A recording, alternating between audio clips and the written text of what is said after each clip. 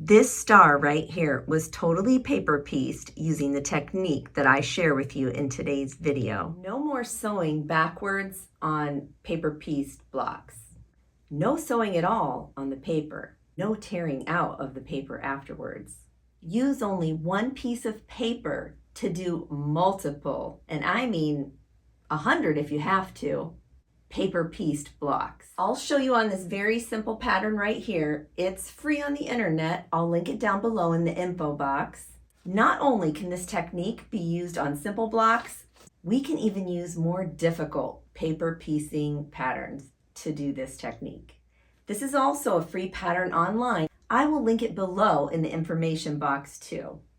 Enough talking already. Let's get busy learning something new. The first thing you'll need is your foundation paper piecing pattern for your quilt. To make things easier in the folding process, when we get to that point, it's not mandatory that you use this for this technique. It does make things a lot easier in folding. Back in the day, this is how they made the marks on their pattern pieces for clothing when you would transfer patterns onto fabric. It's not a knife, it just has little serrated dull edges on it, just enough to perforate for folding. It works perfectly in this technique. Wherever you would normally fold your paper on your pattern, you're going to just line up your ruler on that line and just go over that a couple times. Be sure to hit all of your lines. Other thing I want to note is cut your pattern piece out exactly where your block is going to end. Make sure that you add your 1/4 inch seam allowance in there. Turn your paper over and simply just fold and crease where those perforated edges are. This will make it really easy to find that line. You'll want to crease all the way across right into the seam allowance as well. You will, of course, need your fabric that you're going to use. You'll also need some clear stick glue. It's just Elmer's glue, nothing special. You'll also need some type of roller, or you can use your fingers. This is not mandatory for this technique either, but it's helpful. You'll need to find your 1 and your 2 spot. Just lay this down wrong side right on top of this piece of paper. This is our line 1 and 2. Find your second piece. You're going to face this one down. Go like this just to make sure that it's going to fit. Remember right there where we folded, you're just going to lift that up like that and flip that just like that. Now these two fabrics are together. You're going to eyeball this a 1/4 inch. When you know you have everything covered there, you're going to open up your glue stick, fold it back like this, press it. Come to the other side, put some glue on there too, and press that down.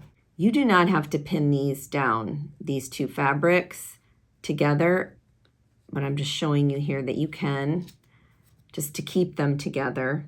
We're going to take this to the sewing machine. Now forget all you know about a 1/4 inch seam allowance too. We're not even going to think about 1/4 inch seam allowance. I'm going to line my needle up in the center of my presser foot, and I'm going to sew as close as I can to this piece of paper. Now remember, this isn't going to shift because look, that is glued down. You can see that my needle is right down the center of my presser foot. Now there's a tiny notch right in front here of the needle on the presser foot. Most presser foots do have them. That tells me that that's the center and that's exactly where my needle is. I want that notch to be just to the right of this crease. I'm going to go right down the side of that piece of paper without puncturing that piece of paper.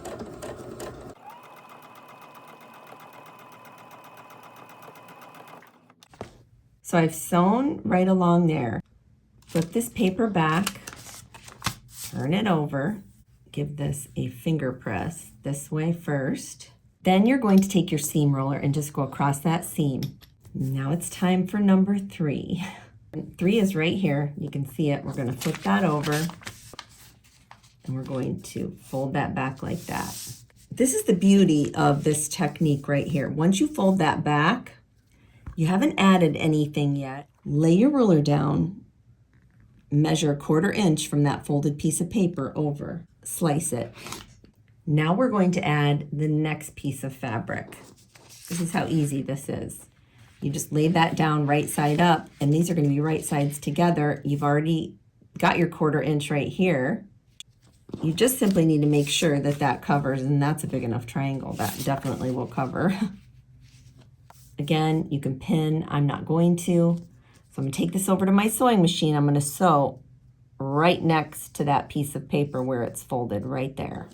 So you can see here, I've sewn right next to the fold area there where it's creased. I'm gonna open that paper back up, flip this over, press it out with your fingers, whichever way it's headed.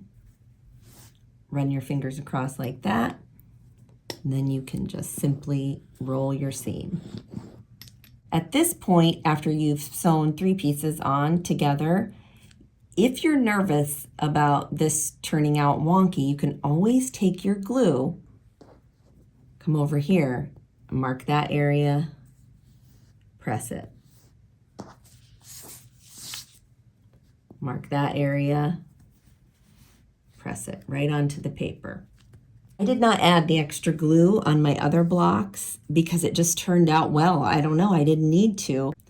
So for the number 4 side, let's flip it back over. You can see here, we're going to turn that paper up like that, and we need to cut our 1/4 inch seam. Line up right here along that crease and slice it. Make sure that that's going to fit. If you feel the need to, once you get these 2 pieces together, even though that center is stuck on there and that triangle piece isn't, you can clip these together like that too. You don't have to put a pin in it if you don't want to. Sew right up to where that crease is. Again, lining that notch up just to the right of this crease, that middle notch that's on my presser foot. So you can see there, that one's all sewn. Flip your paper back up, turn it over, take your fabric and just press it out nicely with your fingers. Go once there, and then go ahead and roll it with your roller. Now we'll go to number 5. Flip it over, find that crease mark, line up that 1/4 inch seam allowance, slice. You line those up together, again, sew right next to that crease. It's all sewn up, flip that back over, fold it over, take your fingers and press that outward. Finger press, roller press. Before we trim this down, we are going to press all of these seams nice and flat with the paper still attached. Once everything is nicely pressed, flip that over. You're going to line your ruler up with the edge of the paper.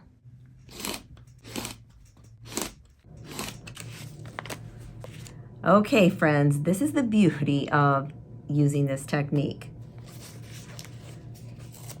Remember all that glue that we used?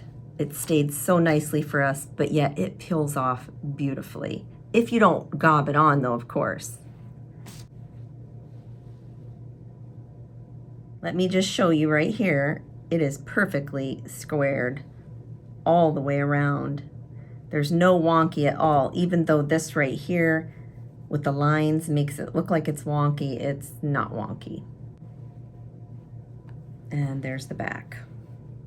Pretty, pretty. And now you are able to reuse this over and over and over again. Did you find value in today's tutorial? Then please share this video on your social media.